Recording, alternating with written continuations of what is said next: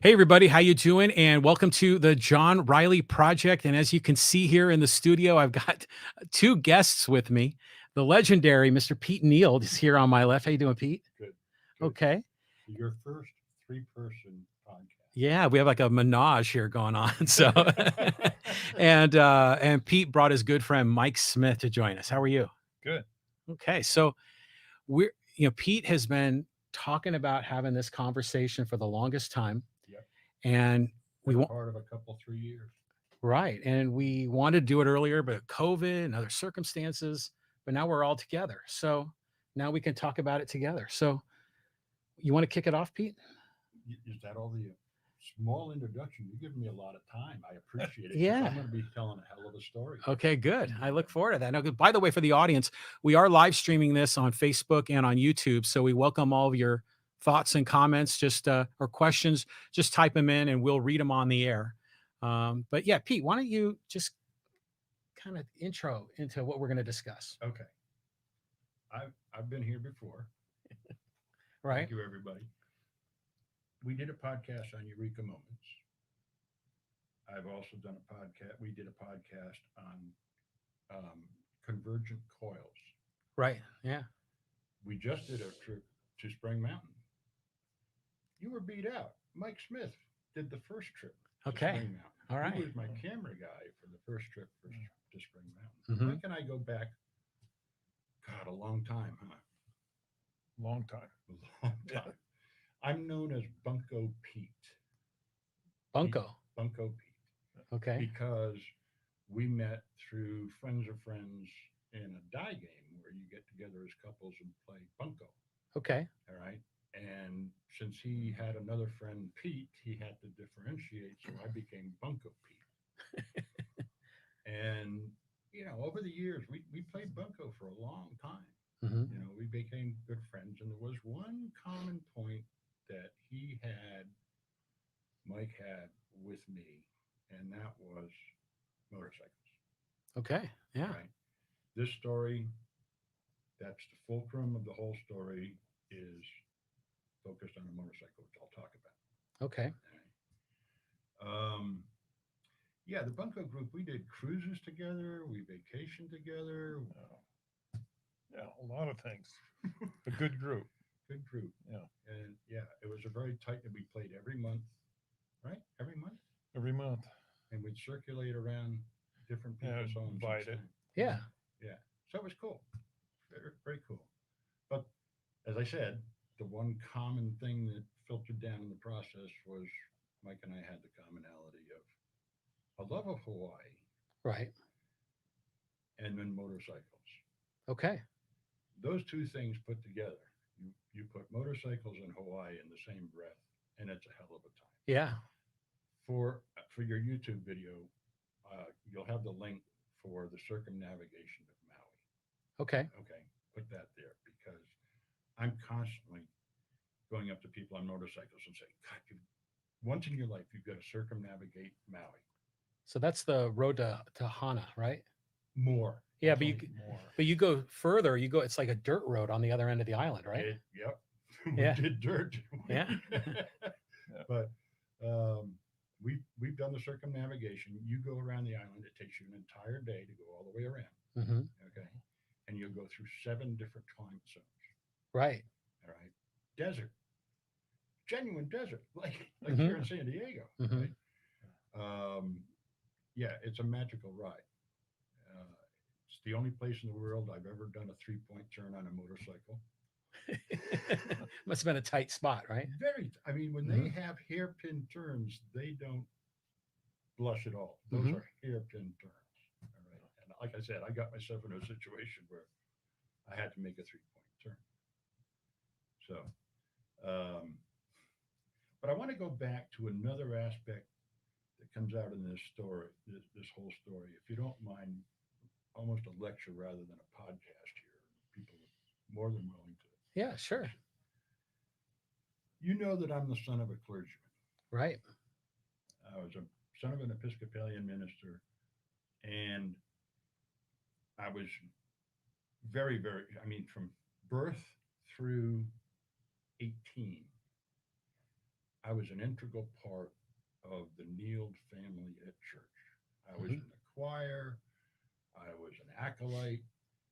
You know, I was constantly doing something with my dad. Mhm. And one thing that bubbled up was that every parish, and he did four or five separate parishes. I don't remember. My sister will correct me. He walked into that parish with what he called a dying parish. And later on, I asked him, "What do you mean by a dying parish?" He says, "Because there's more last rites and funerals than there are weddings and baptisms." Oh, okay. He graded his performance in church as a clergyman on that basis. He wanted to have a church where he was performing more marriages and baptisms than last rites and funerals. Mhm. The unfortunate thing was my dad and I had differences of opinion about what I should do with my life, and there was a time frame where he and I did not communicate at all. But we, just before he passed away, about 4 or 5 years before he passed away, we mended the bridge. We got together and we did a lot of talking. And I asked him, I said, "I ran away from the church because I was exposed to the business end of running a church. I never got spiritual. It was always work for me. And yes, I was performing in the services of last rites, funerals, weddings, and baptisms. Mhm. You know, it was a job to me without any compensation. And I'd never connected with any of the people going through those things. It was, oh, another wedding.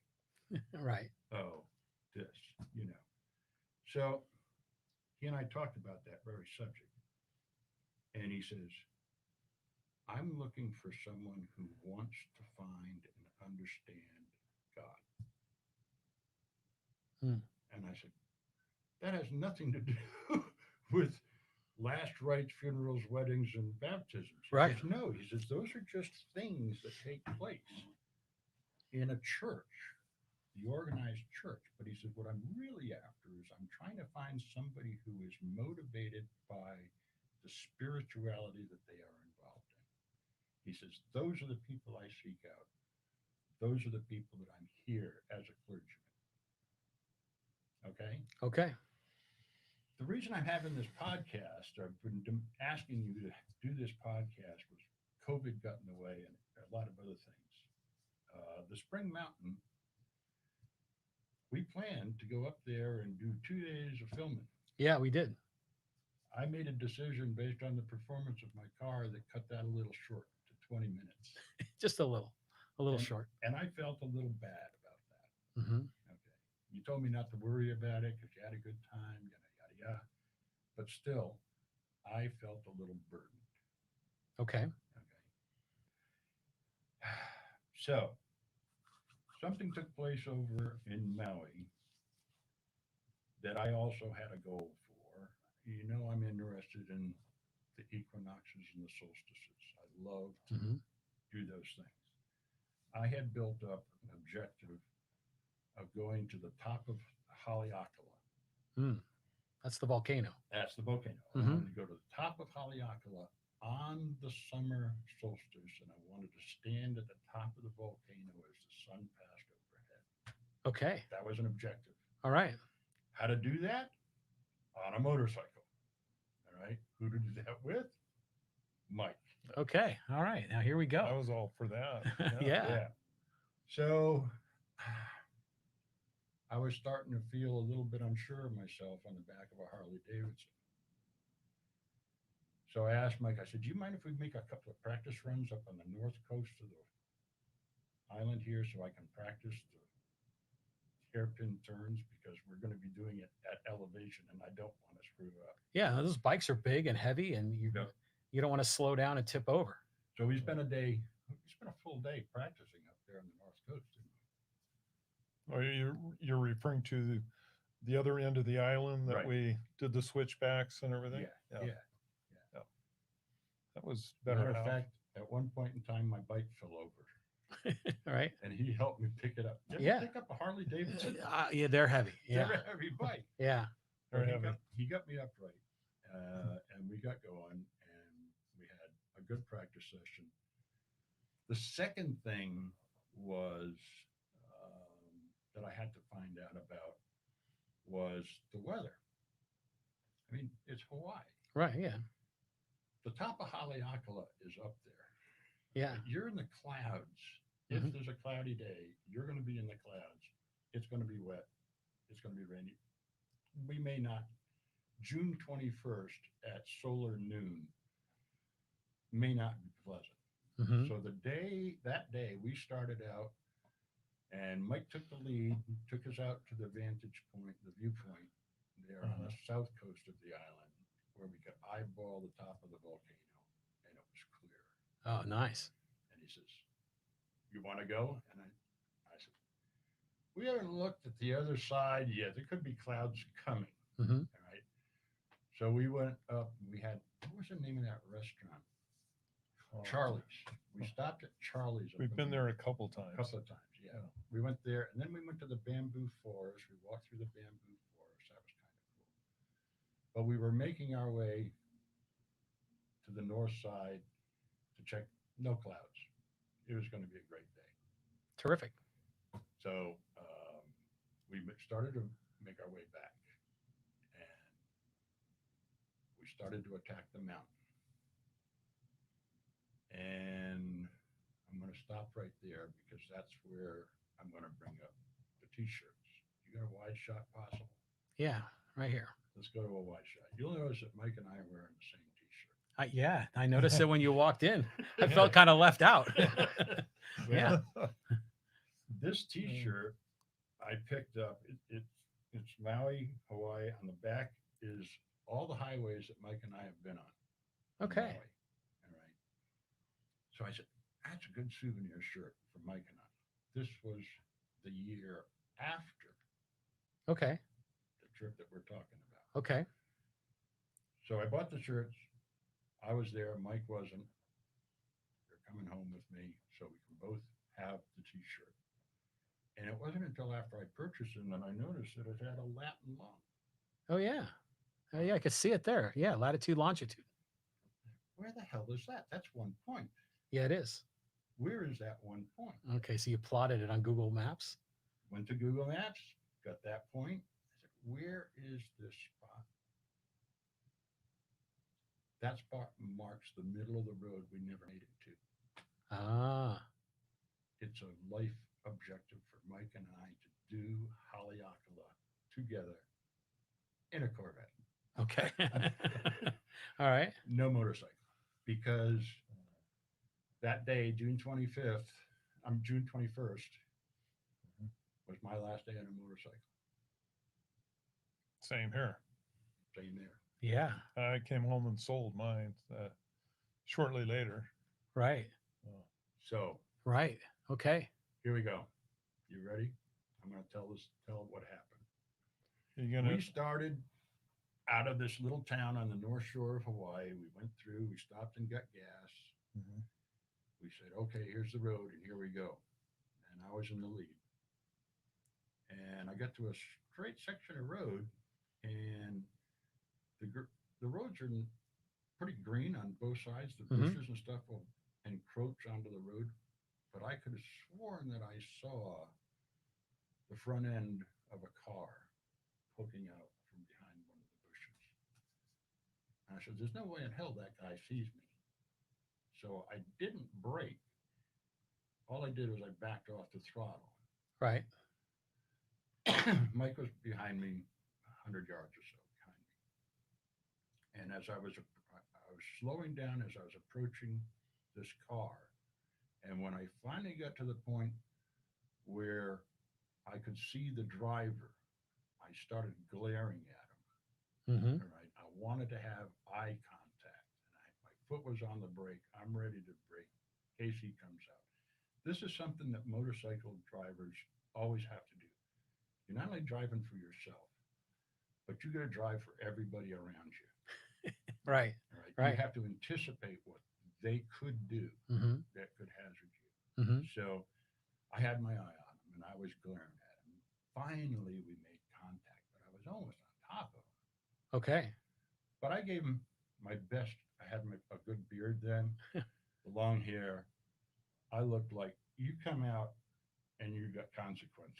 That was the look I was Right. projecting. Right.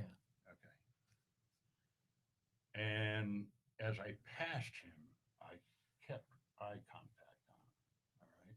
My head's over my shoulder now. Hmm. All right. I can't turn it back any further with me now past him. Right. So I bring my head around, and as I pass by my side view mirror, he leaves. And I go, where the fuck is Mike? Uh-oh. All right.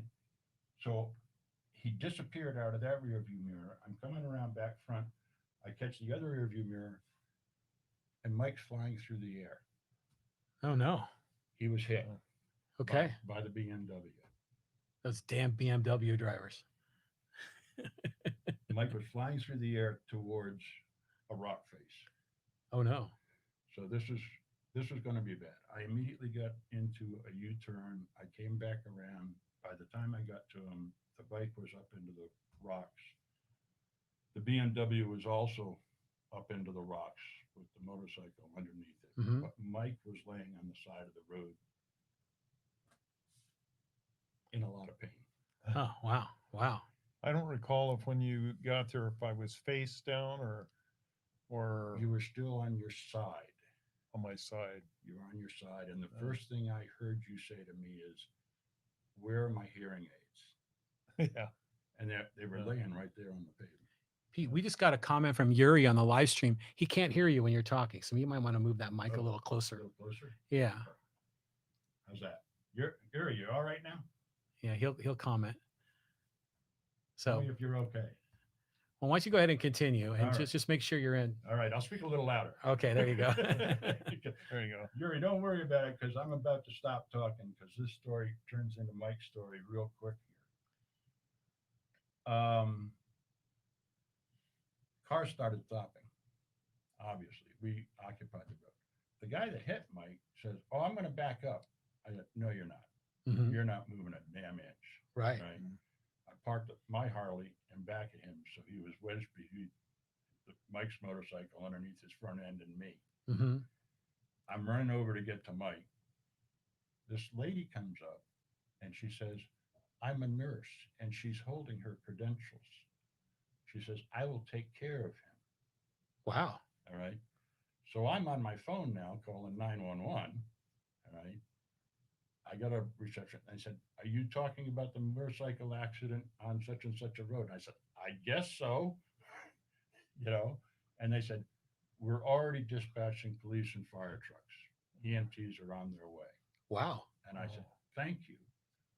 By this time, she's got Mike rolled over onto his back.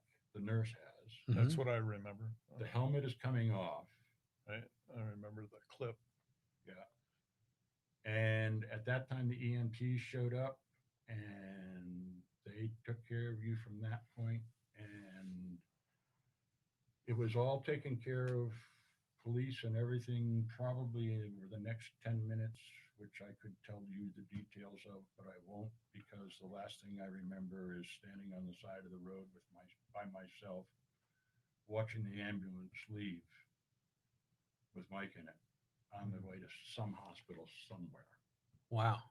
There's a little bit of overlap between what his memory that he points out the most of and where mine is. Hmm. At that crossover point, I remember the first thing Pete coming up to me and saying, well, he didn't say anything. He just came up to me and I says, "It's my leg. I don't feel it. Is it still there?" He said, "Yes," and nothing more. Okay. That's all I needed to hear. Hmm. And then I His said, "There's my leg was hearing aid." Yeah, your leg was at right angles to the rest of you. Yeah. Oh wow. It was badly mashed. Oh man. See, it's good he didn't tell me that. Yeah. it I just- didn't want to hear that. I just wanted to know it was still there. Right.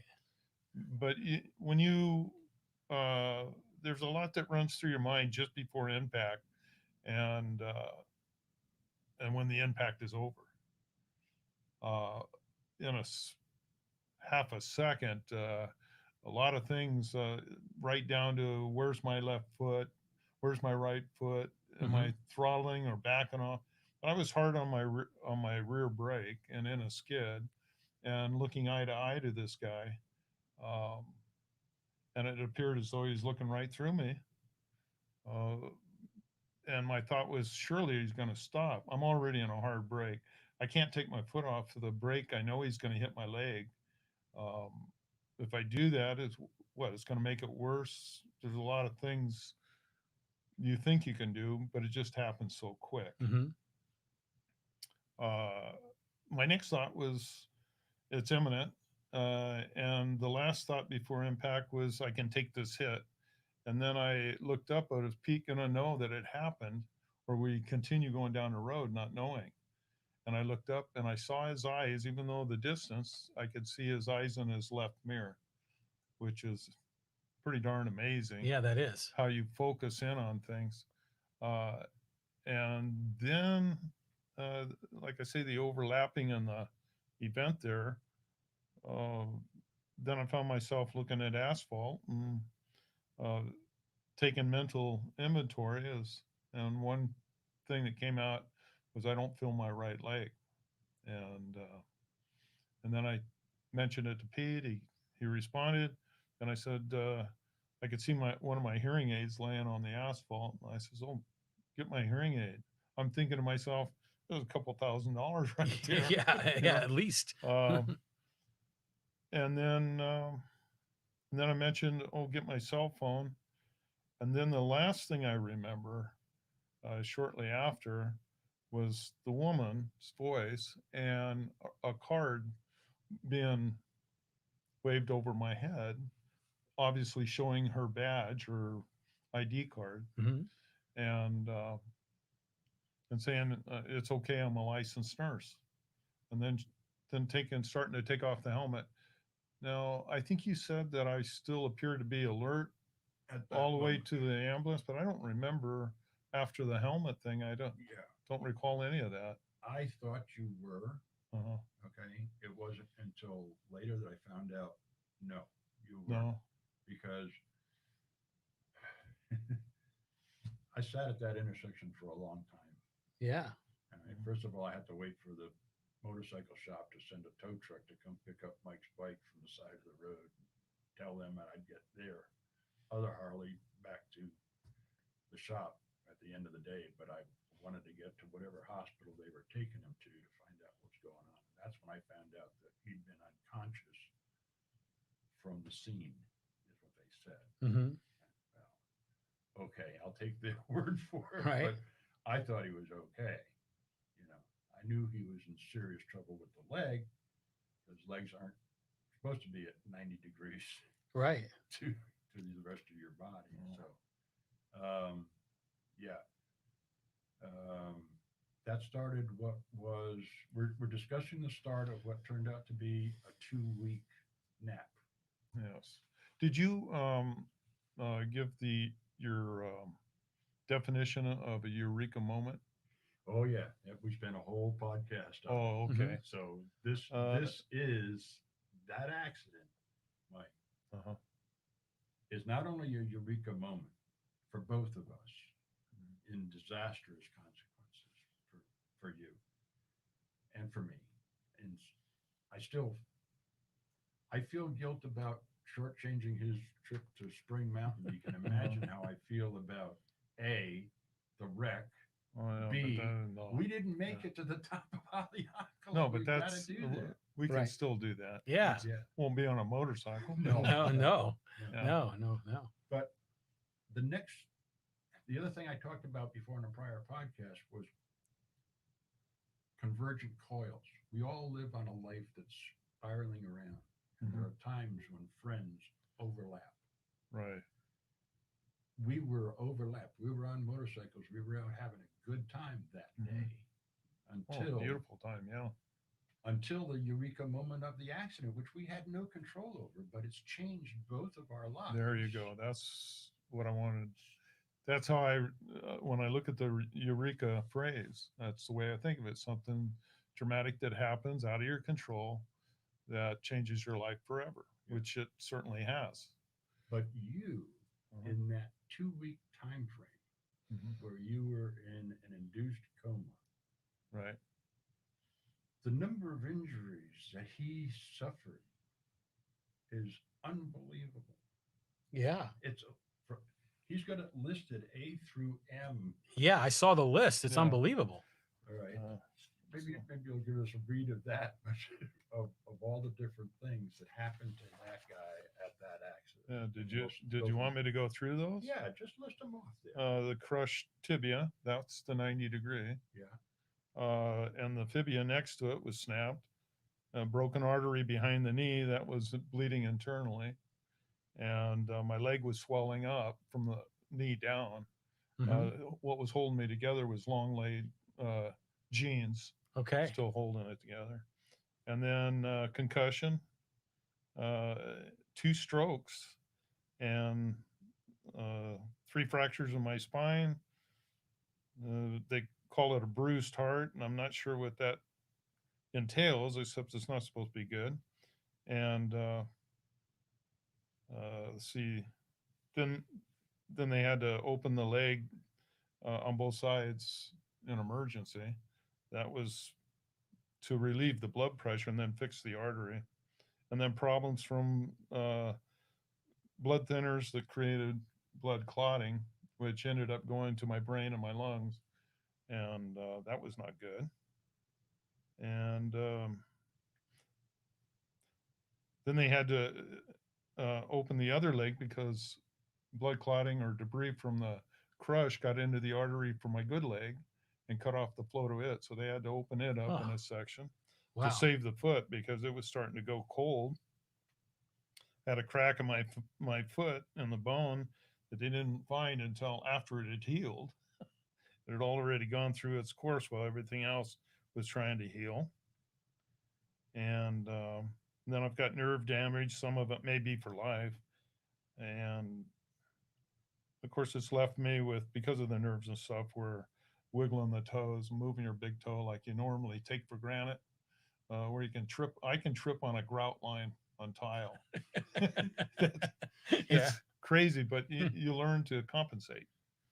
So that was So N. this is not a light case. No, not at all.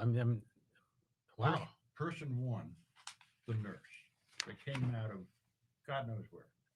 Like in a right when it happened, it sounded like She almost was there almost immediately. She had to have been in the first car.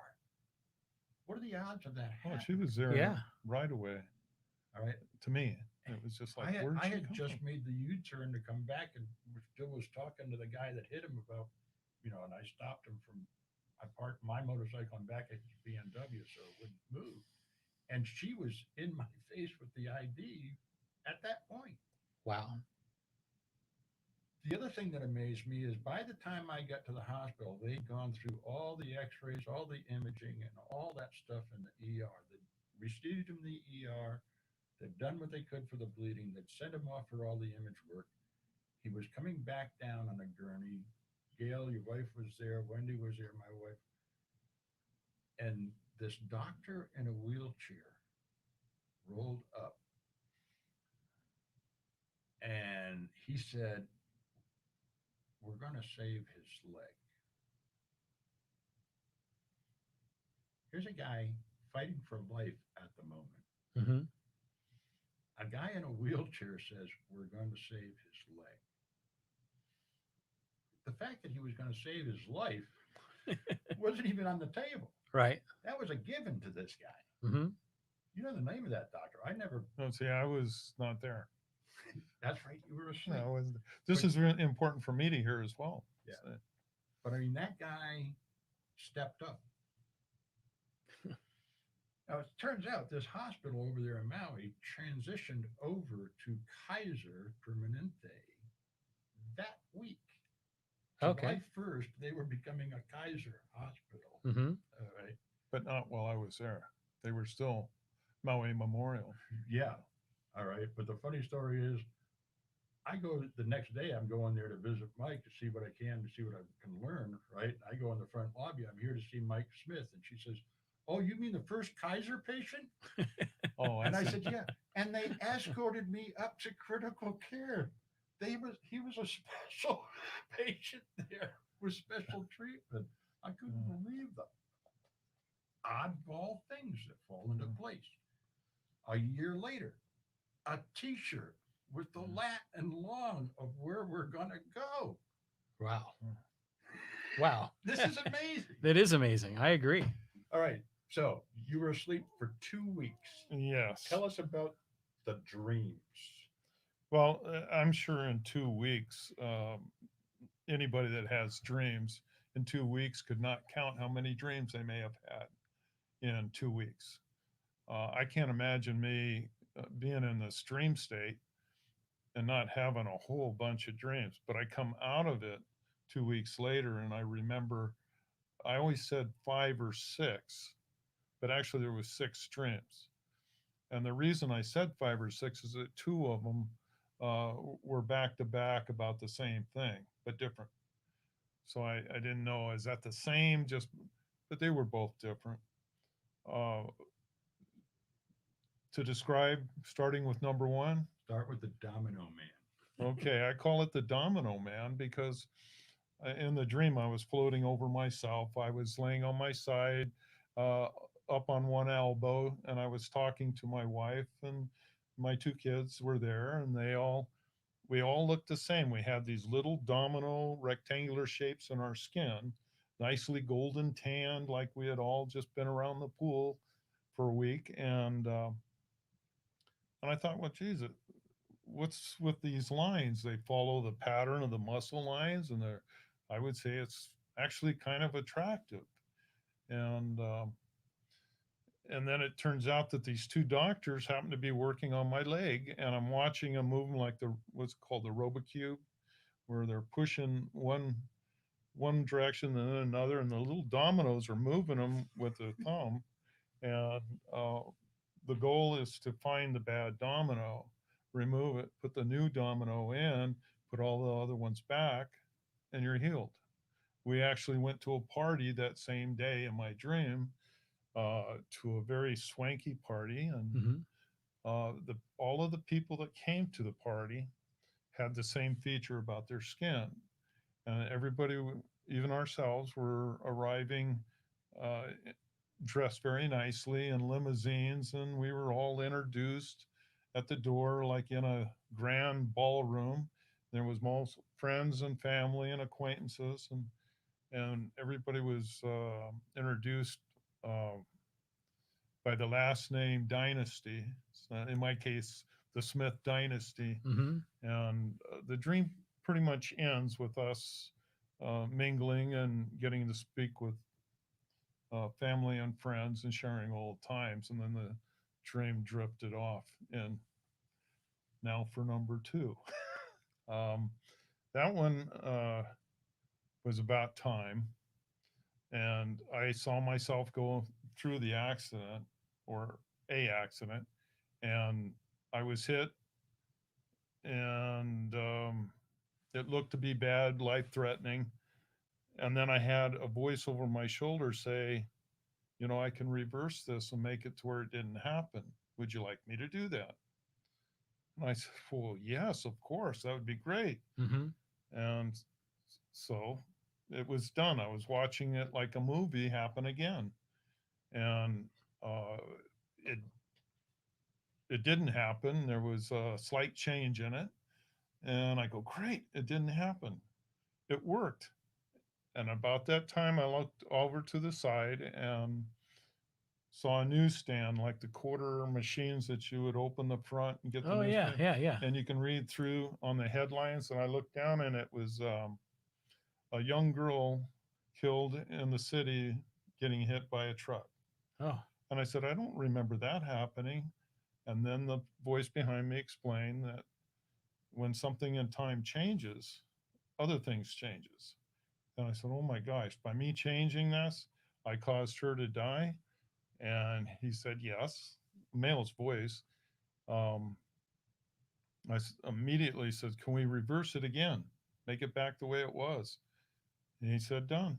And then I watched it again, and same accident, very bad, life threatening. But what I could see was that I was still alive.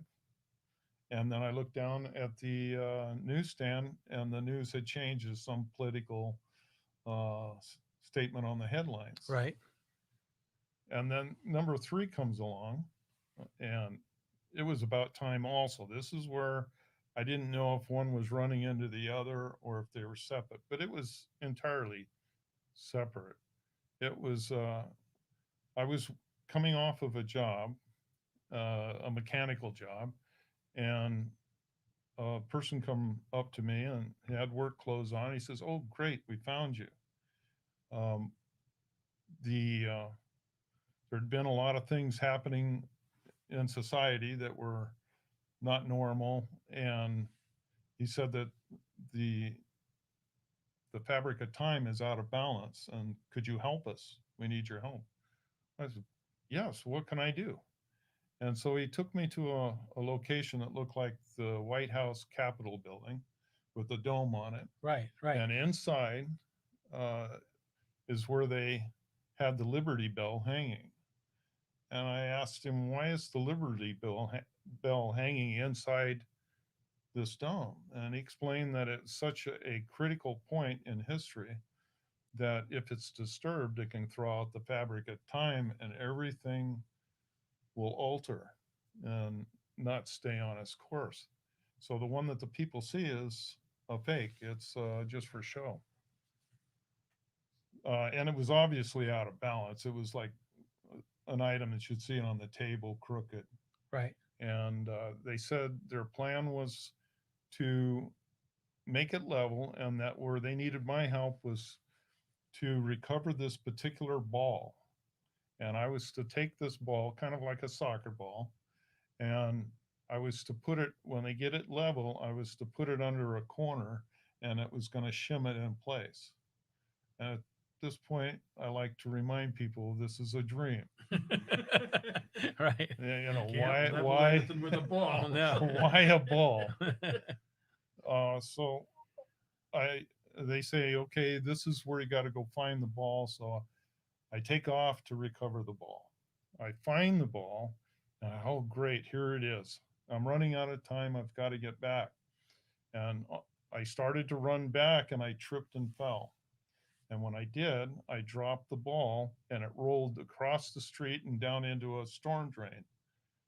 And I tried to recover it and couldn't reach it, and I felt ashamed. And I thought, what's this going to do? I can't go back. I don't have the ball that they need. So I, ashamed, ran and hid in a bell tower in a town square. And I kind of got down below the short wall up in the tower and fell asleep.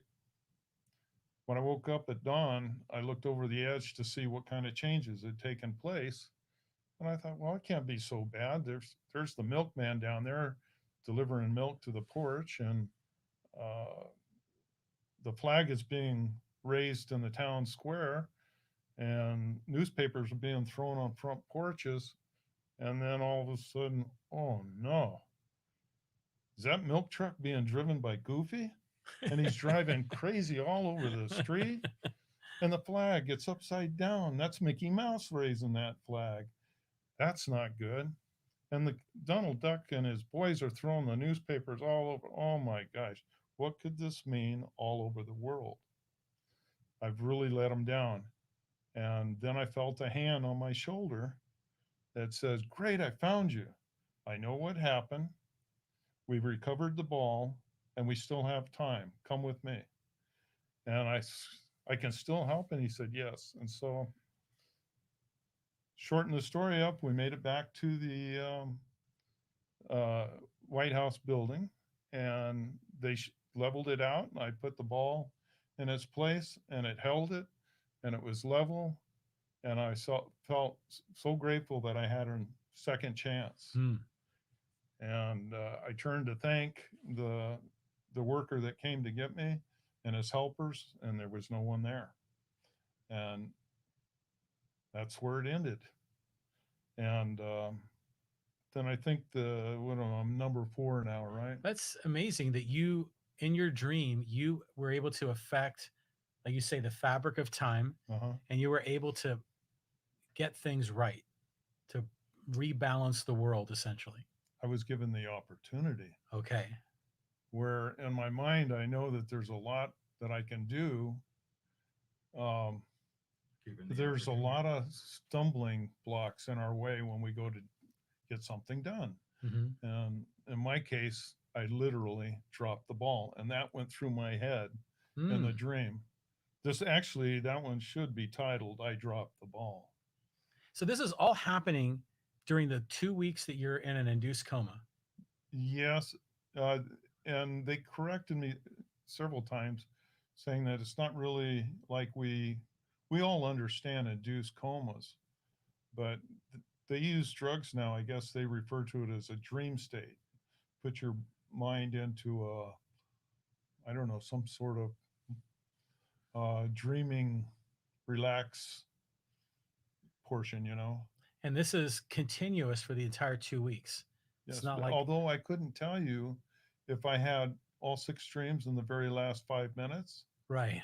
or if I had them Right. across the 2 weeks. I understand. So all I know is I woke up, and it's even today I can see these right down to the feel of a table or the color on a building. I see all of the in betweens like a movie, uh, even today. And we're talking at the 4 year mark. 4 year mark coming up. June 21st will be 4 years. But So now, I unfortunately I left. Wendy stayed in the hospital there. They are used to having tourists get in a world of trouble, so they have little cottages right there on the hospital property where family can stay. Mm. So Gail and Wendy stayed. I came back to the States. I had to go back to work.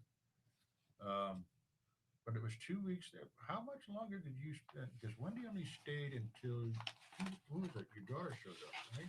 well, she showed up a week later, A week later. Yeah. I think, All right. or maybe not quite a week, but pretty close. Yeah, because Wendy came home, and then it was what 2, 3 weeks before you caught the plane to come back. I was back on mainland 3 weeks after. 3 weeks. So it was a week after coming out of the coma. Yeah. Medevac flight from Hawaii to San Diego. So I got a chance to come down and meet. This is important. Yeah. Mike comes in on a Medevac flight, private jet down to Brownfield.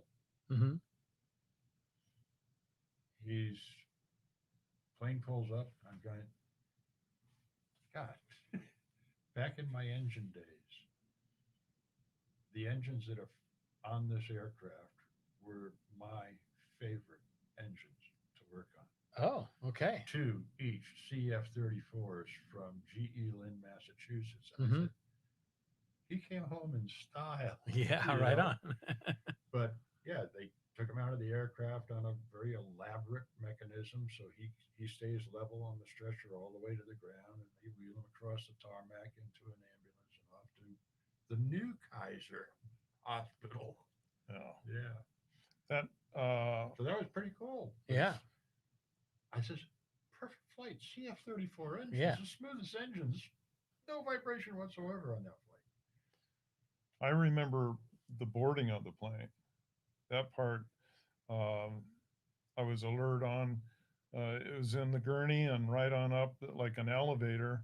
They hook it to the stairway right behind the cockpit, Hmm. and it goes up to that door, and it takes me level in there, and then it actually makes the 90-degree turn once it gets inside, even though you're on a gurney, makes that turn, and like on a track, like a roller coaster, brings you in so far, and they push you to the side, and it locks into place. It's really quite a deal. I remember laying there thinking, this is amazing. Of course, they had me drugged pretty good, but So during that 2 weeks, there were moments where you were, is the word lucid? You were aware, and then you would drift back into the dream state. I was not here.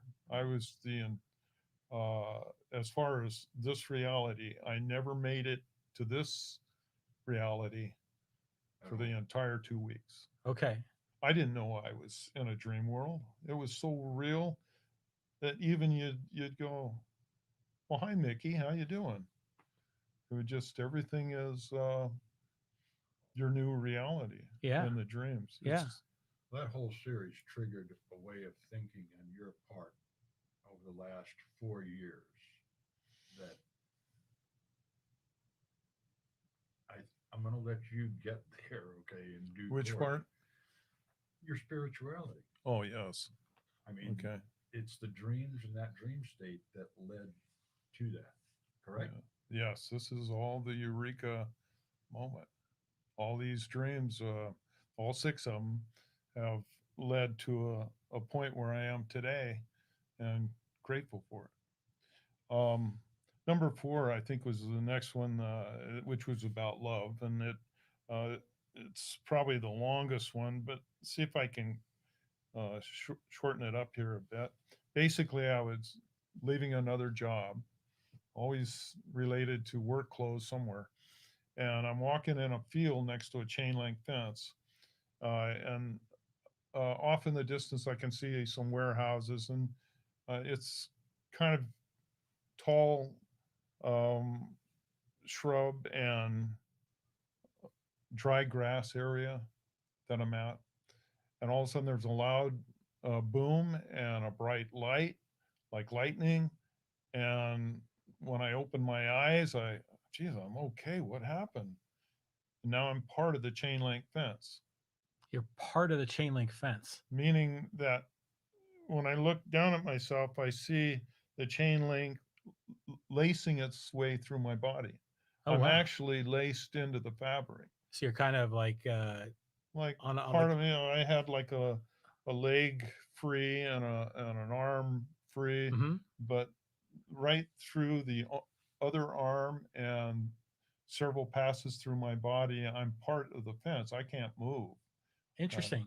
I can move enough to look around and see that I was not bleeding. I was not in pain, but I couldn't move, and I was part of this fence. How could this be? Uh, if I holler for help, there's nobody around. I'm out here in the wilderness, and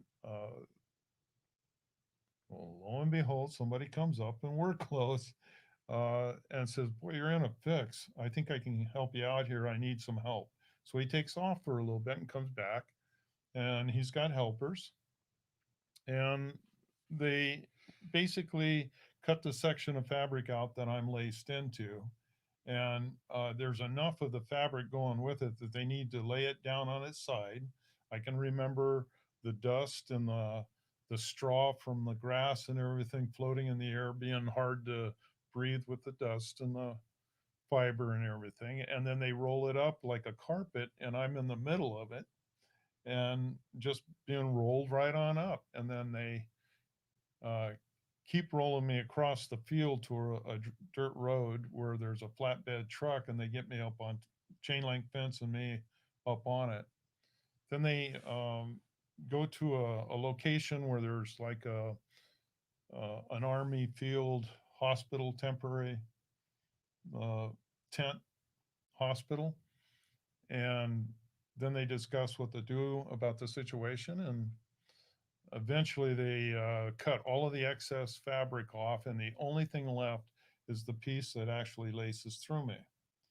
Uh, from that point, they're discussing what happened, and they came to me and told me that they're on the radar they caught uh, a person or a movement that traveled from another planet through space to Earth, and found a young man that had made this journey through some time warp tunnel, and ends up he had fallen in love with my daughter, uh, and they found him and had brought him to us, and with him and his help they discussed on how they could reverse things, and the decision had decided that they were going to take me into this heavily wooded tall tree jungle like area, and they tied ropes to the top of 3 very large trees and bent them down uh,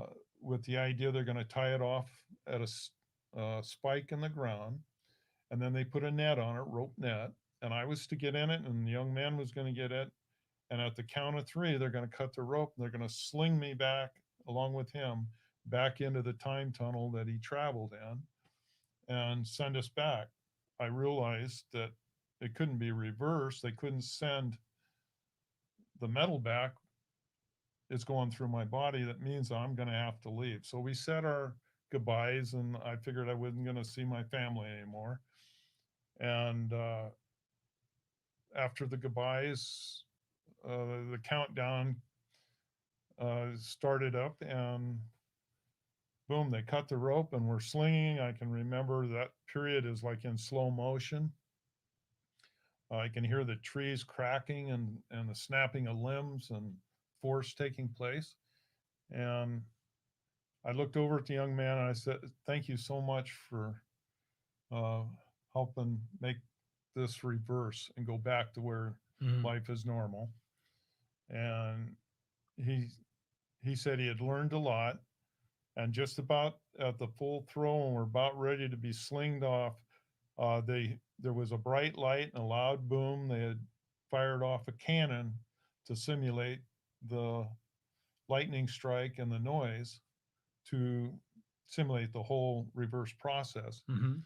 And at that point, the young man reached over with a hook and he hooked my leg to the net. And we hit the full throw about that time, and he went uh, slinging off. And as he did, he says, "You were never meant to make the trip." And when he left the net, along with it went the metal out of my body, but my body stayed. And then I was brought back, and the metal in him went back into the tunnel. So you were never meant to travel. I You were was not, never meant to make the trip back. right. That would, I think, hindsight, that would have not actually reversed things back to the way they were. If I had made the trip, it would have thrown their end out. Ah, okay. That's what I think, hindsight. Uh, it, it then I'm back on the ground. We give our hugs and are grateful to have things back. And of course, my daughter with her husband today, which is and was at that time her first love, uh, was back together. Everything was back the way it should be. I turned to thank the man in the work clothes, and him and his helpers were gone. Everybody was gone. Kind of like the ball dream. Exactly. There's parallels between Mhm. all of the dreams. And then number 5. This is the shortest dream, and it's also the most important dream to me. Mhm. Um, Somebody's asking us to finish the dream. Yeah. That was great. am I making this too long? Or? No. No, no, like, Uh, just please continue. okay, number 5 was uh, this, I had a friend that I grew up from elementary school, very close, all of our growing up years. He died a year prior to this happening to me. And I find myself walking down a sidewalk. His name was Chuck. I say, "Hey, Chuck, it's me, Mike." He turns around. I said, "Boy, you look great." He looked at his prime. And I said, "Man, you look great. It's good to see you."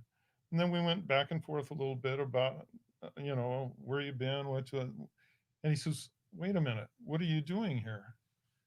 And I says, "I don't know. Where is here?" And I remember looking around and not recognizing anything. And then I heard the voice of a person, a nice, soft man's voice over my left shoulder, like he was standing on a porch. And he says, uh, I mentioned that Chuck said, "I don't think you're supposed to be there." Um, and then he had to look like we just got caught by mom for doing something. And then I heard the voice, and the voice says, he says, "It's not your time. Life is going to get better for all people on planet Earth, and you're going to want to be there to see it." And I turned around to see who said it, and nobody was there. And I turned around, and Chuck was gone. Like Mm. I say, it was a very short dream.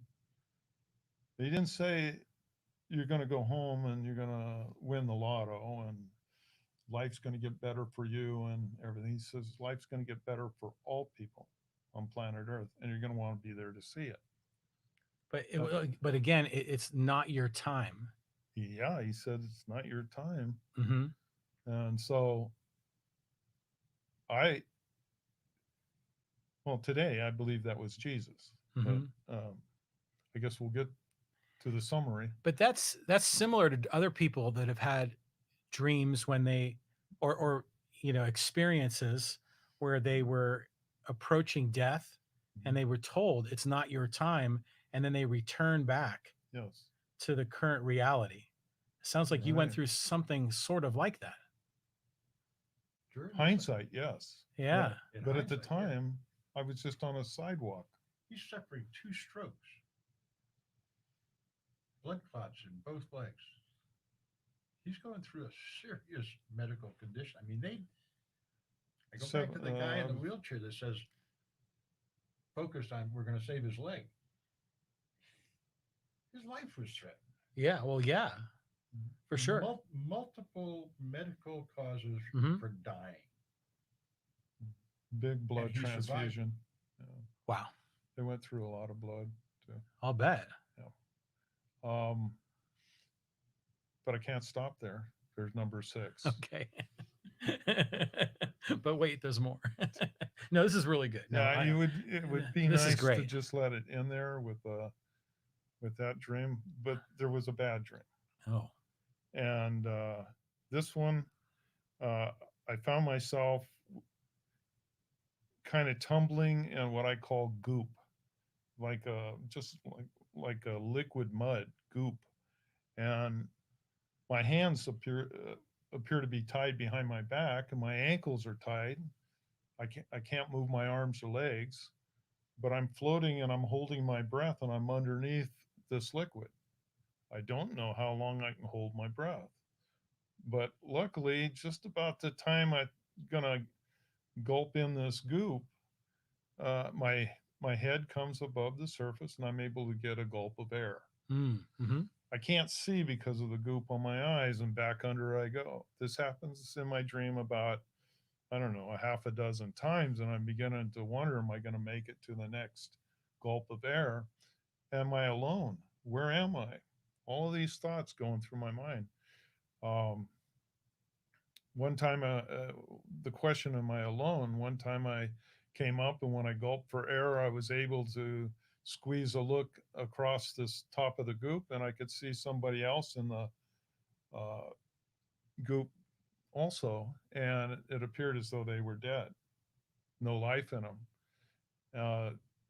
Another time, I got a glimpse of outside the pool that I was in. It seemed like some sort of stainless steel giant tub, and I was tumbling with a current, like constant movement being created by, like in a cement mixer sort of thing. And I could tell that outside the tub were people that were wearing masks and in white coats. So I assumed it's like in a hospital environment. And then I'm wondering, well, why am I in here? And they think I'm dead. And they take the people that are dead and they put them in this goop, and they keep them fresh by tumbling us in this goop so they can harvest our body parts and sell them. And that's how the dream was taking me. And I go, well, wait a minute. This is all happening in between trying to get a next breath of air. And each time I don't think I'm going to make it. And I think, well, wait a minute, I'm not dead. They need to find out, but I can't say anything. There's not enough time to make noise and still get the air. So this is the dilemma that I was in at that point, was how is this going to come out? I'm going to have to make a decision. Do I just give up and not take the next breath? Or do I hang on to hope and just keep doing what I'm doing with the hopes that they'll recognize that there's one in there that's not dead, and he's still struggling to stay alive. And that's how that dream ends. It drifts off with me continuing, uh, not giving up hope. Wow. So that's a dream that's related to your life, your death in the balance, Mhm. which is what you were experiencing in the real world. In the real world, it was hindsight. I can look at it that way. Yeah. In the dream, it was, oh, it's like a living hell. I Yeah. was, Yeah. it was torment, mental torment. There's nobody there to help you. It's just you and the goop and the Lord. Mm. And I say that's where this has led. This has led me much closer to my Creator. And I came out of these dreams, and like I said, I don't know if it could have been the last 5 minutes that I had these dreams, or sooner, but it seemed right after number 6, I could hear Gail's voice, my wife, and they were waving a. This is when I was coming out of this. They were waving a light in my eyes, saying, uh, "Okay, Mike, uh, open your eyes." And they were flickering this light. Well, every time I trying to open my eyes, I get this blinding light in my eyes. So I didn't really want to open them. Right. Yeah. And so that I could hear him saying, "Well, see, he's not responding." Well, mind you, I can't say anything because I got ventilator tubes in my throat. Mm-hmm. And I have this conspiracy theory going that they're wanting to harvest my body parts in the back room. Right. Right. And they're trying to convince Gail that I'm the living dead and to give up on me. And she's hanging in there. But this is not this reality. This was my reality. This is a reminder of that. But then Gail said, "Well, let me try." And so they said, "Okay." And she said, "Mike, squeeze your eyes tight 3 times." I thought, I can do that. I don't have to open them. I can squeeze them tight. Mm-hmm. So as far as I know, I squeezed them tight, good 3 times, closed. And she said, "See, did you see that?" The doctor acted like he didn't see it. And I go, "That? They don't want to see that. Mm. They want to convince her that I'm a goner." So, okay, fine. I'm going to check out of here. Enough of this. And I was going to let go and just go back into my dream world forever. Basically, I knew that I could give up at any time and and be with the Lord, you know. But then at that moment, I decided, fine, I'm out of here.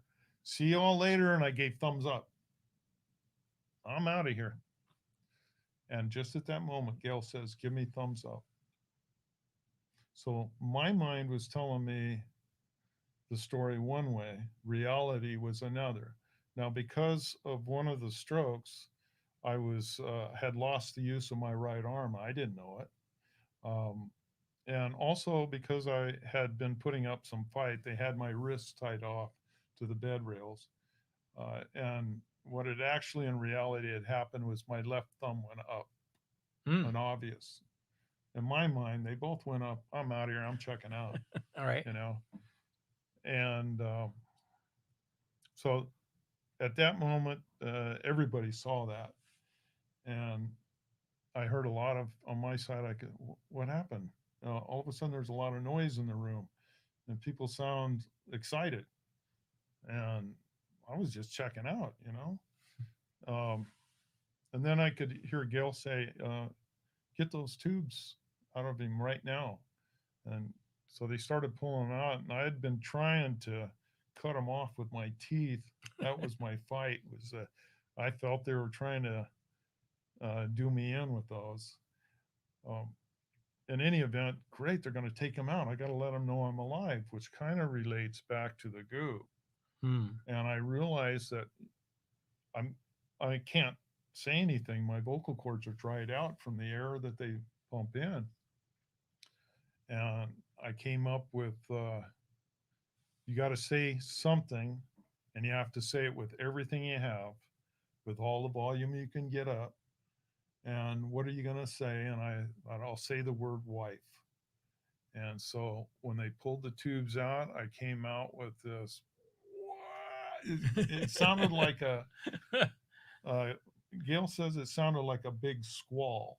Mm. It didn't sound like any word except maybe why Mm-hmm. that they could get out of it. Mm-hmm. But they heard it down the hallway. Wow. You let it out. And the doctors came in and she said it looked like the living dead coming alive, you know. It's just that it got everybody's attention. Wow. So at this point, that was my eureka moment. That was the moment. Was it 5 minutes? 2 weeks? I don't know. I know that it has changed my life. Those dreams have. Mm-hmm. Well, especially if you had that opportunity to speak with your old friend who you grew up with, who told you it's not your time, Yes. the man on the porch who you thought was Jesus, Mm-hmm. he suddenly disappeared. The man that helped you escape being brought into the fence, Mm-hmm. who helped you, and then he suddenly disappeared. Mm-hmm. So, yeah, I mean, there's a lot of metaphors, I guess, Yeah. of what you were going through and what the implication is in your real life. Right. And the fact that I can't forget them. It's not Mhm. like They're not it's going not like away. the dreams that you it's like a song you heard you just can't get out of your head, you know. Mhm. It's like that. It's just always there. And they've become a good tool in my mind. I reflect on them on a lot of things. I think that's why. Well, there's another example. And so they were God-given dreams in my Mhm. perspective. Mhm. So you get a sort of a moment of clarity, right? Yes. Yeah. I've had experiences like that in my life where I didn't really understand myself. Mhm. And then once I figured out, oh, there you go. You're picking up for I'm me. picking up. Okay. So, We're infringing on your territory. it's okay. No, I'm glad you did.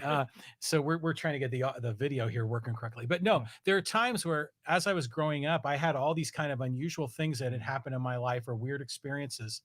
But once I began to understand myself, I then look back on those things in my life and I go, oh, that makes sense, and that makes sense, and Mhm. oh, now it all fits.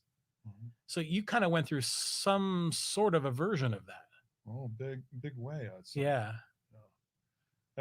Mostly coming away from the dreams and going into uh, reality, and I'm coming back into the reality without the use of my right arm. Uh, there was things that when like there was a particular nurse that comes in to see how much damage maybe due to the strokes. Little tests that she would do, like, can you tell me what time it is? And right behind her is the clock on the wall. Now, this is a trick. She's asking me the time and the clock behind her. Really? But now here's a topper. There's two clocks on the wall and they're side by side. Now, how did they pull that off?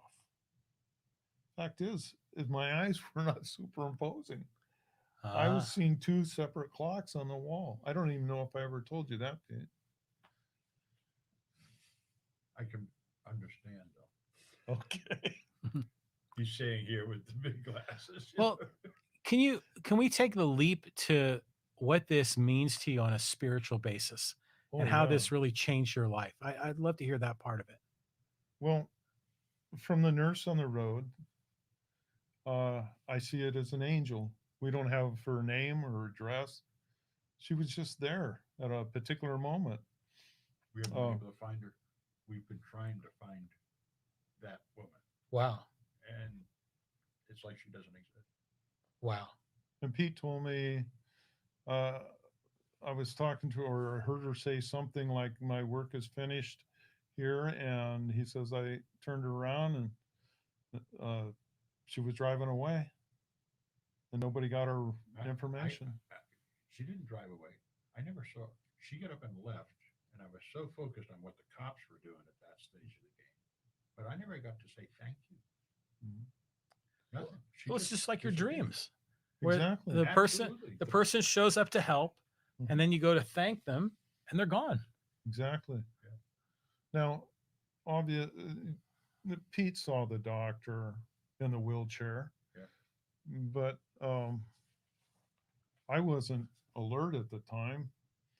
But here's a doctor who had lost the use of his legs and had all the incentive in the world to try to save this person that came off the highway and save his leg as well as his life. When the bone doctor was basically saying, we can't save the leg Well, that, and save the man. yeah, I never told that part of the story, was the fact that we were getting stories that they were going to have to amputate, that the leg was beyond repair. But this one doctor says, no, we're going to save the leg. And it's interesting. It's a doctor in a wheelchair In a wheelchair. that wants to that's- save a leg. That's why He's an angel. this whole story has been mulling around in both of our heads Mhm. for 4 years. Another angel. Coincidences are just too great So, to just. what year did this happen? This is in 2017. Okay, so 4 years ago, Yes. not long ago. This next month, June 21 of 17. Oh, yeah, that's the summer solstice. Yeah. Summer solstice. Yeah. Okay. So I'm not only alive, but also I have my leg, and it's a viable leg. It's getting better all the time. I still have nerve damage, and can't lift my big toe, but it's moving a little Well, bit. you walked in here just like anybody else would. Yeah. So I was happy to see that. Well, It's been a long road. it's been a long road. haul, Yeah, I'll bet. but like in the goop, you don't give up hope, and you just keep going. Now, Mhm. on the spiritual end, once I don't want to leave out that after I was on the mainland, and it was quite a deal that I got to come private jet Mhm. from Maui to the mainland. I thought that was really unusual. Normally, they might medevac the person, then the family have to find their own way home. But they not only took me, but they also took my family and their luggage. Did And Kaiser pay for that? Yes. Oh, wow. They did. Good for them. Yes, really. Yeah. He They, was their first patient. Okay. All right. He was a dignitary. You're patient number one. yeah, but they took very good care of me through the whole thing. Very I good. would say, hindsight. There's a lot of people that have horror stories, but the fact is they took very good care of me. And the maybe the downside might be the paperwork side, which is not unusual for big Right. corporations. But once I got to the mainland, I was at that's where the test on the two clocks and how much damage might be done. The use of my right arm came back, it seems like to me, in a couple weeks. I got my right arm back. I was always right-handed, and it actually is more steady than my left hand, which was considered my good one, which I have tremors in the fingers still that I think might go away, but there's shakes in it that I don't have in the one that went dead on me. And then to jump further forward, I went to a care center after that location that I had helped open as my first main job when I was in high school 50 years prior.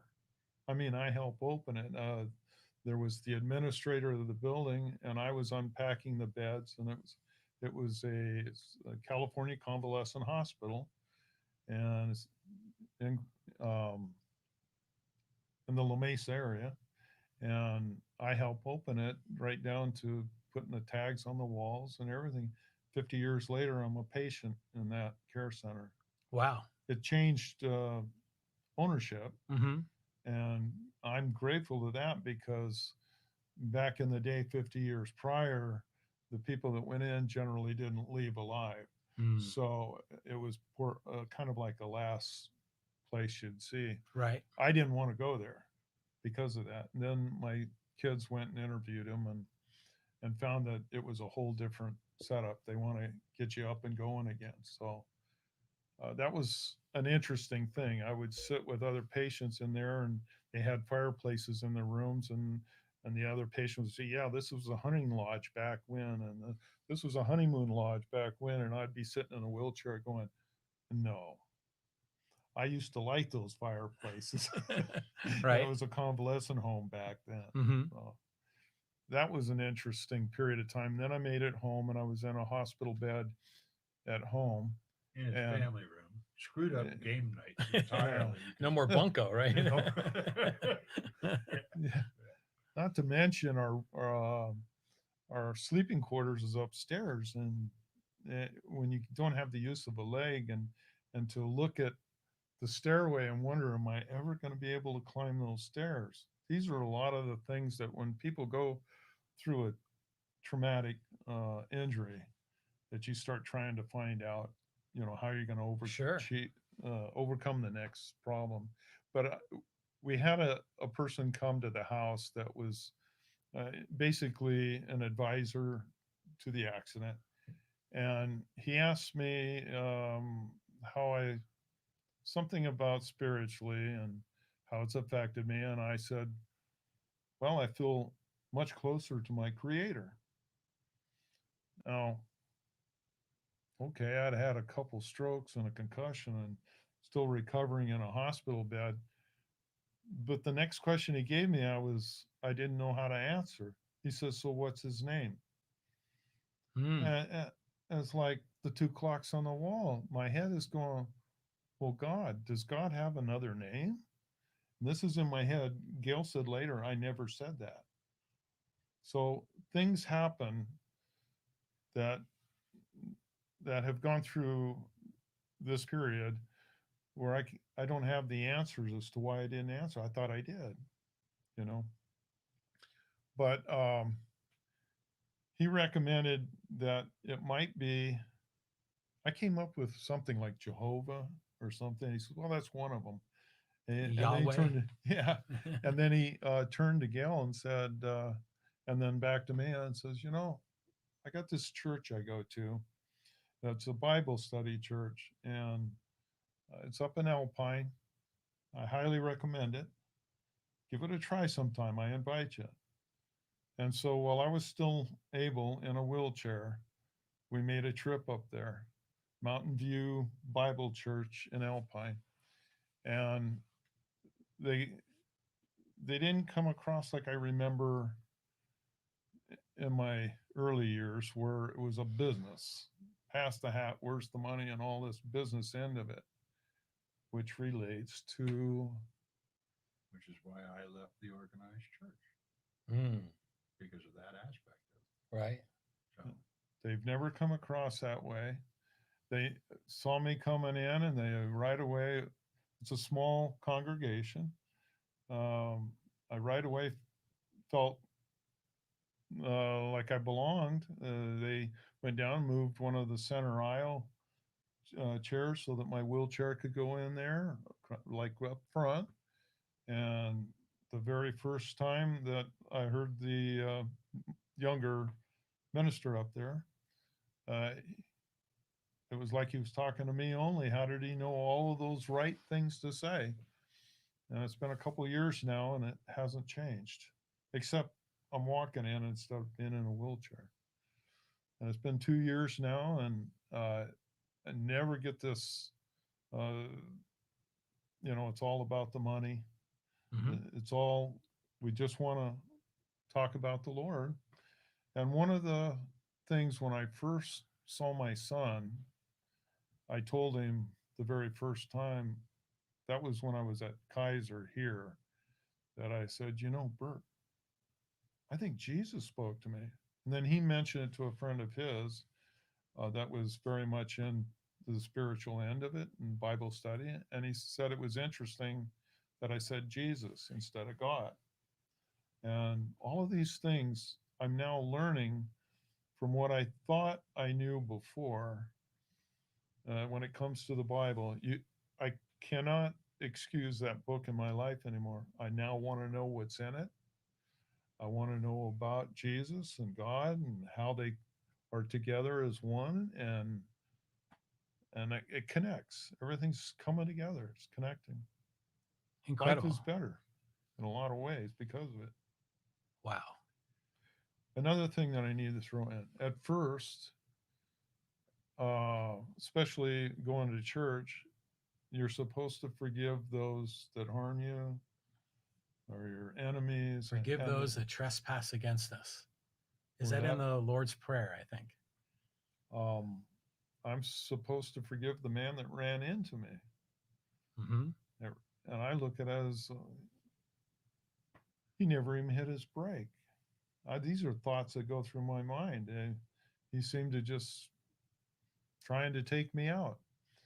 And I'm supposed to forgive him. What am I supposed to do? Hey, bro, no problem, Have a nice day. I forgive you. But it has come with time more and more. I told Pete, and I think definitely my immediate family, I told them all, I'm not holding hate against. He didn't get up that morning to run into me any more than I got up that morning to get run over. So, Mm-hmm. but on the spiritual end, I'm finding I'm leaning more towards it wasn't him.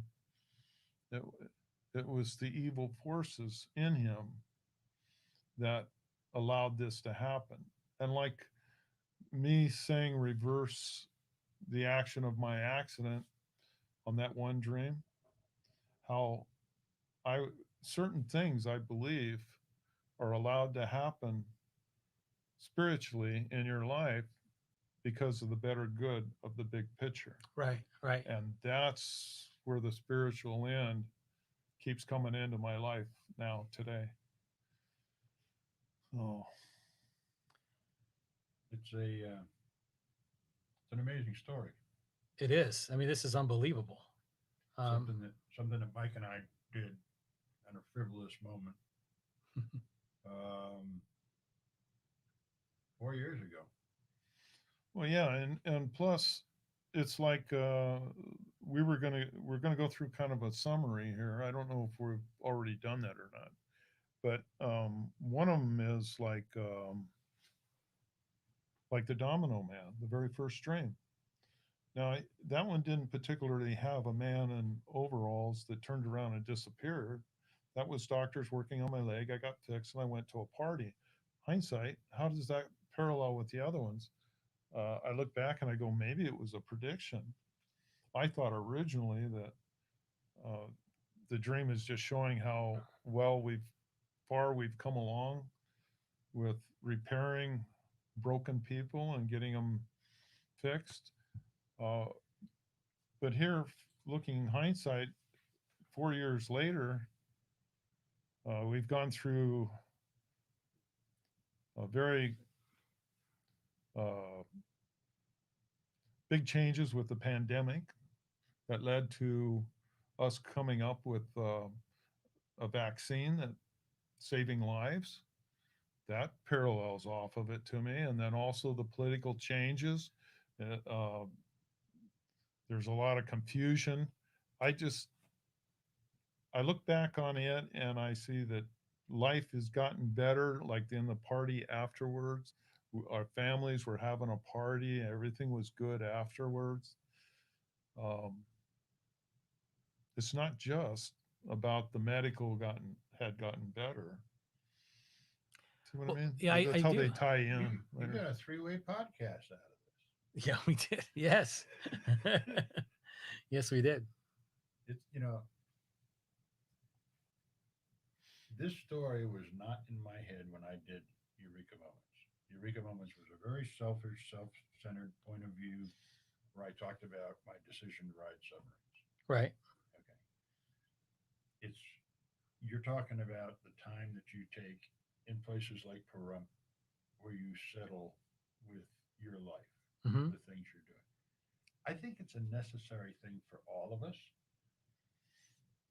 I think that this particular story And Mike's big takeaway, which is finding the comfort of weighing the dreams of what happened during a horrific medical circumstance, what was going on in his mind, to tie that to his newfound spirituality, he's exactly the person my dad was looking for. Ah, yes, yes, yeah. So we talked about that in the beginning. At the beginning of Yeah, the broadcast, yeah. I wanted to bring that story out Ah, because I ran away from his church, his religion, his belief structure, because I saw it as a bad thing, as a business. hmm Mike's never had any strong feelings towards church for the very same reasons. We became friends with that as a common factor. We like motorcycles. We have the same outlook towards other things. But then there was a moment, a motorcycle wreck, that created great bodily image, a little bit of a guilt complex on one part, and he's found the spiritual meaning that my dad wished he had as parishioners. that's the convergent coil right there. Convergent coil. Yeah, that's the intersection of people's different timelines all coming back together. Hey, if you don't mind, we got a couple of questions here on the live stream. Sure. One from Boutros Ghali. Is that like our former UN secretary? How did the doctor in the wheelchair get in his wheelchair? Do you know? No, I could not tell you because I wasn't there. I was in another world. we were in a very chaotic situation. To answer your question directly, I had just arrived at the hospital. Mike was going through the initial ER screening, and they were making the decision of what they were going to do. And we were literally in the hallway with Mike being wheeled off to surgery, operating room. Gail and Wendy were there with me in the hallway, and that doctor was the most persuasive of the three that were in the hallway talking about Mike's case. And it was almost an over-the-shoulder statement. We're not losing the leg. I mean, that guy's head went over his shoulder as he was wheeling Right. down the hallway behind Mike going down in the gurney. Who the guy was, I have no clue. Wow. It was a hallway encounter in what is now Kaiser Hospital. What was it? Memorial? What? Maui Memorial. But I met him once and saw him once. It was in spite of the fact that he did the surgery. The wheelchair doctor did the surgery? Yes, I saw him, and I have a picture in my mind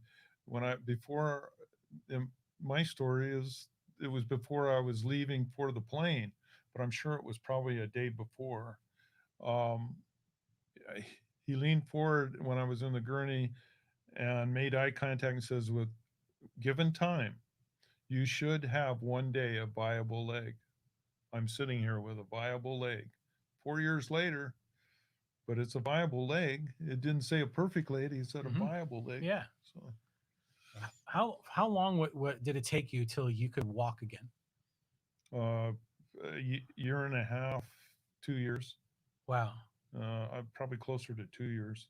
So, and during that time, you were either bedridden or in a wheelchair. Yes, and then making it to a walker, and then even with a cane. But I think He was dangerous in a walker, let me tell you. Yeah. He was more controllable in a wheelchair than he was in a walker. Once he got mobile on his own, not having to have somebody around to get him through doorways and stuff, he was dangerous. He'd be all over the place. Another comment here is from it's like Gradior Dignus. Burton said to watch. You know who that is? We know exactly who that is. Okay, so that's someone that that has tuned in to watch the story. Yeah, that's Burton. That's Okay. my son. Okay. Okay. Wow. All right. This is special. Great. I hope it went well. I think it is. This is good. I mean, I know I'm fascinated by this. I mean, the higher purpose of my podcast is all about life, liberty, and the pursuit of happiness. And that can go in a lot of different ways, right? I mean, there's right now we're talking about the life part of that, right? The life part. Yeah, which is all about living your life and experiencing everything life has to offer you. But there's the whole idea of like what happens after life. Mhm. And you seem to have been dancing on the fringe of that. He was on the fringe for 2 weeks. He was on the Yes. fringe of life. Right. And you had multiple experiences that said now it's time to come back Mhm. to your previous life. Mhm. And that story I've heard that repeated by other people, One thing I can tell you is that even though you say, well, someday we're all going to die and all this, I always thought back, dying's not any fun. I mean, that it's going to hurt maybe, as don't look forward. I don't have a fear of that at all anymore. Dying is like going into a dream. It's still living, but it's in another reality. hmm And that's how I look at it today. So taking away that little edge of fear that a person may have, I can guarantee you that it's not the way our fears tell us it's going to be. Uh, well, no one really knows. Nobody It's not like someone's that's here to gone, tell you about it. someone's left, gone Yeah. there, and then come back and told us what's going to happen. Yeah. But people have been on the fringe, on the edge. And it's interesting that the stories are similar. Did you experience the light in the distance, the No, tunnel, that story that other people have experienced? no. I know Pete has had a theory on it that I've heard, and there's a lot of theories, but I think when you see the light, that edge you're talking about is very close. If you maybe you've already stepped over that edge and then come back. Mm. There's something greater than all of us and all things around us, and that's what I came out of this whole thing with. And that's what's led me spiritually to seek it out. There's there's a greater force than all things. hmm Speaking of which, we have a sign on the screen says your battery's low. Oh, really? Okay, that's a problem. Let me check on that. I thought I had that plugged in. Just making sure there, John. Yes, So, yes, yes, yes, yes. Okay. Is it go away? Yeah, you're going away. Rescue complete. You saved the battery. And I think Pete would agree that before this retirement we took, and this first vacation that Gail and we had just retired and everything, that before that I was pretty much a workaholic. I worked harder than one man should work, and uh, nonstop. And I was gonna play just as hard as I worked hmm when we went on that vacation. That was the first big vacation of retirement. And now I look back and I go, was I robbed or was I rewarded? Mm. Because now life is getting better. I mean, on the spiritual end, I can't, I didn't go bitter. I didn't go angry. I didn't Oh, that's not give your up. character anyway, Mike. You would never get bitter or angry. That's not a part of you. No, I've seen you. that's a compliment. Yeah, I've seen you in a lot of situations, Mhm. and you are always looking at the positive side. That's why, we're good friends. We look at positive sides. Thanks. That's a compliment. Yeah. But there's a lot to the story, and the story's not over. No, yeah, not at all. It's there's a whole lot that hasn't been said that has happened in 4 years. For all of uh, the dreams and everything relate to it. It's the core behind it. But my Eureka moment hasn't. Uh, my story hasn't finished. Yeah. The moment of it starting, Yeah. that finished. That was Is there. there something that, based on what you've experienced, Mhm. is there something that you would want to share with the world to recommend that they do or recommend that they consider? I would I would say that there's a lot of people out there that are so concerned about keeping that next appointment, or being concerned about the money and when they say that you can't take it with you, you can't. But I've gotten something out of this, I believe, that I can take with me, and that's faith. And I've got faith and hope, uh, and I've always been stubborn. So put all that together, and I'm taking something with me. And if you've got something that you're putting off, that you think you would surely be rewarded doing, do it. Do it. Yeah. You know? Just like the Nike ad, right? Just do it. Yeah. We are going to get to the top of Haleakala one way or another. Well, Pete felt that way about his Corvette, even. I mean, there's things that's a material thing. Yeah. Won't be able to take it with him, but he can take all of the memories with him, all of that reward. So. And I've got great video from two guys of me doing the bus stop turn at Spring Mountain. There you go. Mike Smith, John Riley, you're great photographers. You caught the moment. Perfect. Yeah. Calypso made it into this podcast. I can't believe it. Well, you would figure out a way to weasel her in. So Boutros Ghali has revealed himself. He says, "This is Burton here." Oh, And I believe the doctor in the wheelchair lost his legs in a motorcycle accident. that's what I heard. Yes. And then Boutros Ghali, or Burton, goes on to say, "God is very good." Yes. Wow. Yeah, I think, we all, again, no one knows what the next life is.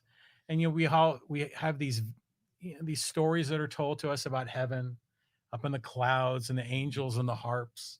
Some people believe our next life is like a parallel universe. Mhm. I think Mormons to a great degree believe that it's just like you experience another somewhat normal life. The Indians believe in reincarnation, from the people from India. But for you, it was like another dream state. Yes, but what is reality? It kind of comes up. Is this really reality? I'm telling you, those dreams were real. Yeah. And you could almost say, well, are we in a dream now, or is this reality? Now, I believe this is reality. My world, my family, and we didn't go to church on a regular basis, and now I've got my wife and I, and we're not just going to church, we're going to Bible study, and we're trying to learn and improve our lives, and I see it working. A lot of positive coming from it. What's your biggest benefit that you've experienced? From which the spiritual, Just from going to church and Bible study and getting better. What's been the big payoff for you?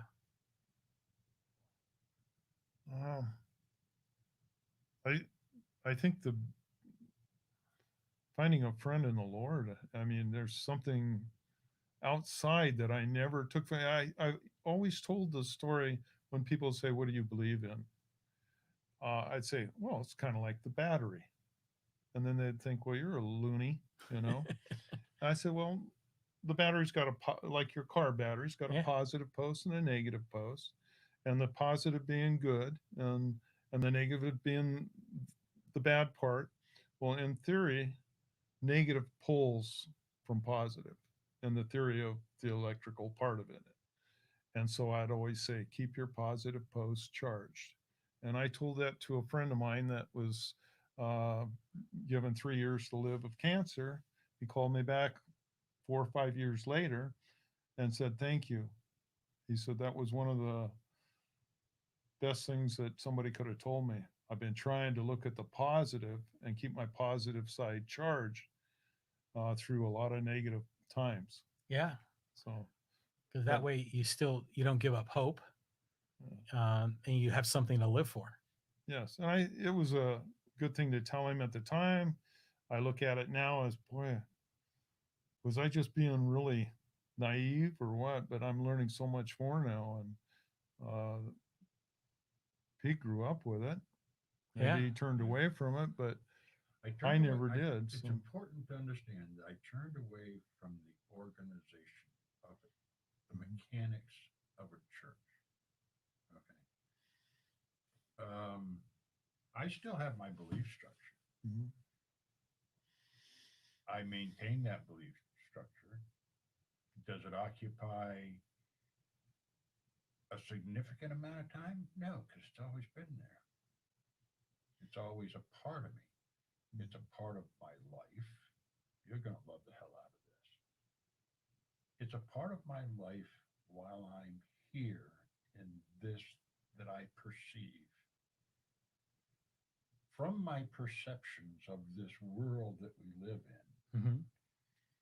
I'm damn lucky to have landed in the one country that seeks out liberty Yeah, and the pursuit of happiness. I've been to bunches of other countries, and it ain't that way. that's right. All right, they have different emphasis. Hmm. So I'm very pleased with where I am with my situation. Do I want it to be an organized thing? No, because this is my life and my terms, Hmm. which is what you talked about in your last podcast. Yes, I did. Yeah. So, yeah, you know, I got very important, good friends, Mhm. and I'm glad that we were able to come together today. This is great. Satisfied a need of mine for. I've been sitting on this for 18 months. Well, we couldn't do it because of COVID, and we didn't want to do it like a Zoom call. This we needed to be together Yes. to do this properly. Mike, thank you for sharing. I mean, this is an extraordinary, not just everything that you went through with the accident, the trauma, the dreams, the learnings that you've had, but it's just amazing how your life is so dramatically different now, Yes, it is. and so much more positive. Um, and it's not, and it took a terrible accident to get you there, but now you're there. Um, it's just an incredible story. Well, somebody said he was trying to get your attention, and I said, "Well, maybe if he could have just tapped me on the shoulder." It would have been better. And then their comment was maybe he had been, and it took a little harder. Yeah, and now you had to really Yeah. grab you by the shoulders and shake Yeah, you. there's it can be something that I could let turn into be a terrible situation for me and the family forever, Hmm. or do everything I can to make it positive. Right, And I'm not doing it by myself. I'm having spiritual help, right on, and and family I'm help, and grateful for that. yeah, for Very sure. grateful. Wow. Well, thank you. Well, thanks for having me. Yeah. This is a great story, and I enjoy having the conversations. I mean, my podcast, sometimes I talk a lot about my local hometown of Poway, or we talk about politics, we talk about cars. This is a great topic. This is something completely different. But again, it's all consistent with life, liberty, and the pursuit of happiness. And Yes. I'm thankful that you're still here enjoying your life. Yes. Maybe more so in a lot of ways. Yeah. I feel like I got a ball and chain on the ankle, but that's to something that I'm overcoming, and will continue. And that's the ball that will help balance the world. Exactly. Yeah. Who would have thought a ball? Okay. Well, we leaving anything out, Pete? I think we've hit the points that I've been desiring to get communicated, because this is an important story. Mike and I spend a lot of time talking about this, and I said, this is a story that we have to have available to us for people. Yeah. So it's now, we'll have the story on the audio only podcast platforms. It'll be saved here on Facebook and YouTube very shortly. And hopefully we can all refer back to this if we want to tell a friend about this podcast, and they can re-experience our conversation. I think there's people even at church, I think, would love to see it. Yeah. So, well, please share it. All right. Well, to the audience that's out there, thanks again for listening, and thanks for watching. This is the John Riley Project. Thanks to Mike Smith and Pete Yield. What's the episode number? 237. 237. Yeah, Wow. that's a lot. This is amazing, John. This is really amazing. Yeah, we're gonna keep going. You were my episode number 3. Is that right? Yeah, Hmm. yeah, and about 14 others in And about between. 14 others. Yeah. Yeah. So I it's am a all good. ham, Okay, friends. but we got stories to tell. Yeah, that's what makes podcasts good is stories. We have good stories to tell, and this is a fantastic story. I mean, it's unbelievable. So Well, I have a great sense of feeling that I need to tell the story yeah, for whatever that's worth. And especially the one life's going to get better for all people on planet Earth. yeah. I meant to ask you about that because I wonder what that means. So do I. But I do know that he said you're going to want to be there to see it. And if so, I have to be here alive to see it. So it's going to be It's going something. to be in my lifetime. Now, okay, here's a theory. Okay, Okay. you notice how the Pentagon has been like coming open with about all the UFOs. Yes. Okay, maybe that's it. Maybe. Maybe that this is a major moment for the people on Earth Uh-huh. that we're going to finally encounter extraterrestrial intelligence. You never know. Or a physical phenomenon that we have not been able to observe. Right. Okay, so who knows? I mean, it's fun that Something remarkable is going to happen. yes. And I have a strong sense of it. And I have a duty to tell everybody I run into, the market, people may be sitting about, oh, here he comes again. But every time I can squeeze that little life's going to get better for all people. It's a sense of being able to give hope, which has been, when you look at all of the dreams, hope was a big factor. Time was a big factor. And he works in mysterious ways. Everybody's sitting around the table with a pandemic. The cupboards are full. The gas tanks are full. Yeah. You know, because they're prepared for the worst. And yet, in some ways, maybe it's all for the better in the big picture. You know, Yeah. just looking at the bright side. Holding on to that positive post. Yes. All right. Hang on to that pod. Keep it charged. Yeah. There we go. Can I use one of the quotes in this podcast that Yeah. I sent to you that you have not used yet? Please. You never know what you least expect most. You never know what you least expect most.